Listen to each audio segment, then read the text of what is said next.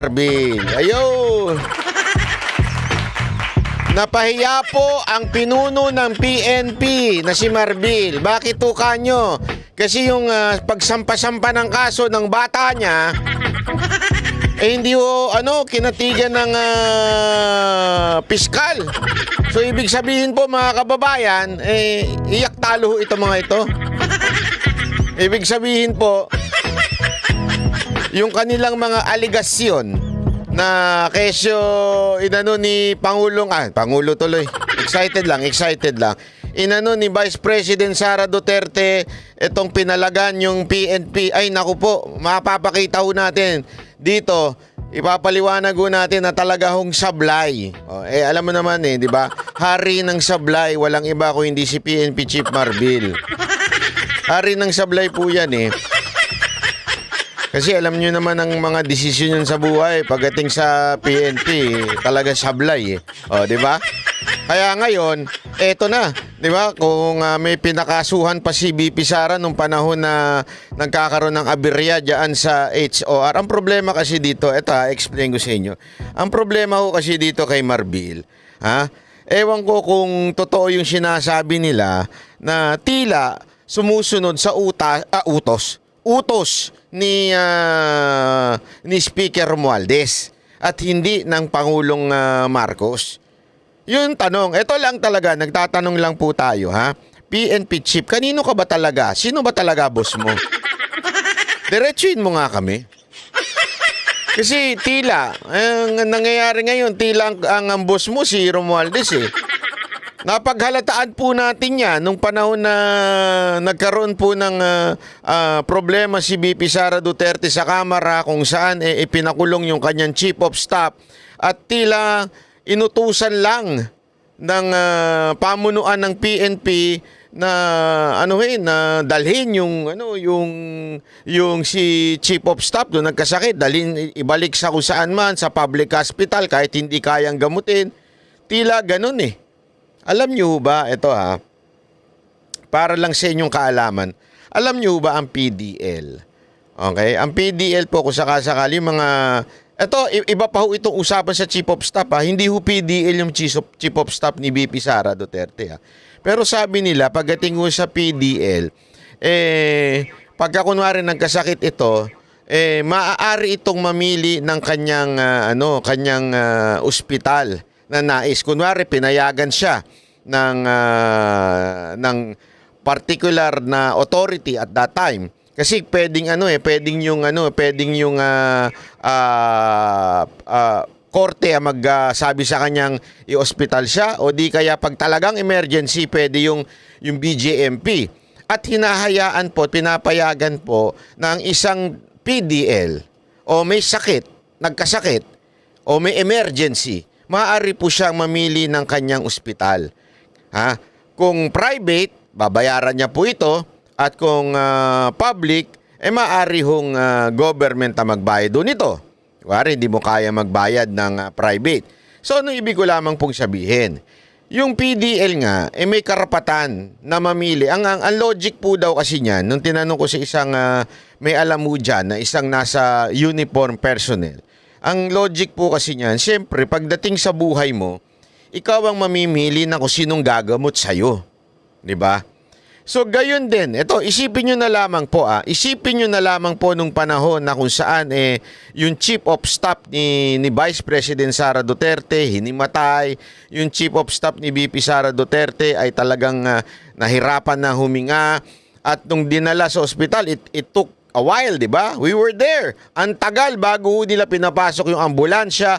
Ang tagal bago nakalabas yung Chief of Staff at nadala sa ospital. At nung dinala nga po doon sa isang sa veterans, hindi ho kaya yung mga dapat gawin kasi nga puno rin ho yun. Kasi remember, di ba kung maalala nyo, pinag-usapan natin yan, there is only one hospital for the veterans. Ibig sabihin, sa mga uniform personnel na retired na, yan lang yung veterans ho yan. Talagang pumipila ho daw ang mga tao. Hindi na ho kayang i-accommodate. That's why they decided to transfer. Kaya lang, nagmagaling ho yung pulis. Nagmagaling ho si Colonel Dr. General kataas-taasang pulis. At sabi niya, hindi, sasaraduhan kita ng pinto. Hindi ganun. Sasaraduhan kita ng pinto. At yun na nga. At syempre, bilang security na naka-assign kay VP Sara Duterte, medyo tinabig po. Hindi naman po sinampal, hindi naman po hinampas. Tinabig lang po. Ginanon lang yung kernel doon. At yun na ang bunga ng pagrereklamo niyang walang kwenta. May malamang sa malamang, may basbas ho ito ni PNP chief. Kasi hindi naman po gagalaw yun ng ganun Hindi naman po gagalaw yung pulis ng gano'n kung walang basbas. Tandaan nyo, Vice President yung kinakalaban mo. Gagalaw ka lang ng basta-basta. Siyempre, sasabihin mo yan sa boss mo, boss, ano to? Anong gagawin natin? Inapi ako dito. Kaya dito mo malalaman na itong si PNP Chief Marbil ay very, very, very biased and political. Bakit kanyo? Kasi doon sa time na yon, yung kernel, keso, kuno, natabig, nagdemanda na kagad. Tama, mali. Bakit? Yung authority nga, matapang si Marbil dahil doon nga sa Congress. Dahil alam naman natin, Congress ang nagpakulong dito sa Chief of Staff ni VP Sara Duterte. Dito ka magtataka.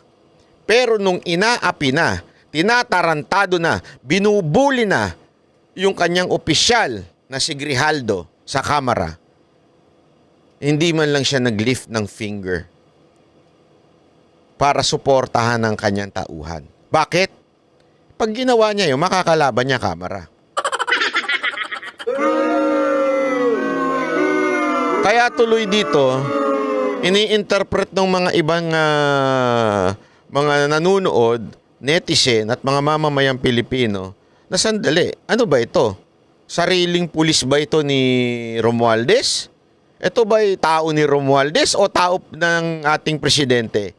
Kanino na hubang sumusunod na boss itong si PNP Chief Marbil? Ha? Kanino ka na ba sumusunod ngayon? Kay Speaker o kay Mr. President? As far as I remember, ang Commander-in-Chief nyo ay yung ating Pangulo, hindi ho ang Speaker of the House. Sa matter of fact, hiwalay nga kayo dyan. Di ba? Pero ang dating, ng mga pangyayaring ito, parang pinatutunayan mo na may ganun sa'yo si Speaker. Kaya tuloy, di ba, naalala nyo, may mga chismis na si Speaker daw ang naglagay dyan bilang PNP Chief. Kasi tandaan ninyo what we are presenting is not fake news. We are presenting evidence and it's up to you kung ano ang iyong konklusyon. Kasi kung maaalala ninyo, meron sinabi si Bato. Di ba? Meron sinabi si Bato, meron daw lumapit sa kanyang opisyal ng PNP. Kinausap daw. Sabi ni Bato ito, hindi po ako nagsabi nito. Kinausap daw ng pamunuan ng Kamara at sinasabing ilaglag mo lang si Duterte. Ikaw ang susunod na general. Ikaw ang susunod na PNP chief. Ilaglag mo lang daw si Duterte. Iaangat ka, parang gano'n ang dating ng usapan. I'm not sure kung ano eksakto, pero merong binanggit na gano'n si Senator Bato.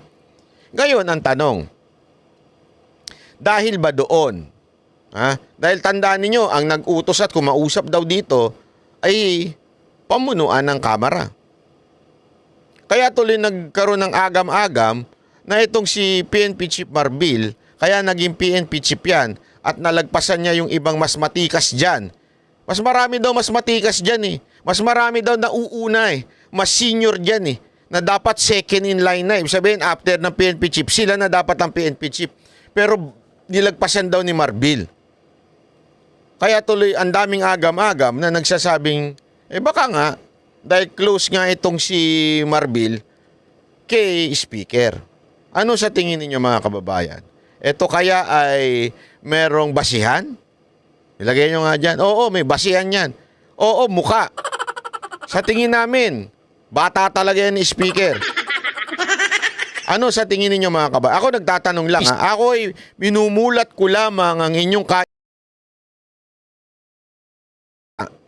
hawak sa liig ni Speaker Romualdez.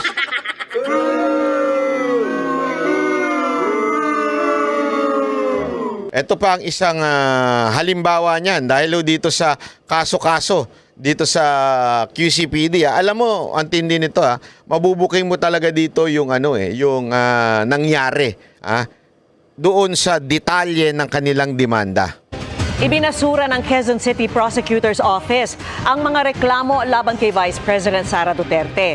Kaugnay yan ng umunoy pananakit ng kanyang kampo sa mga pulis habang inililipat sa ibang ospital ang Chief of Staff ng OVP. Nakatutok si Rafi Tima.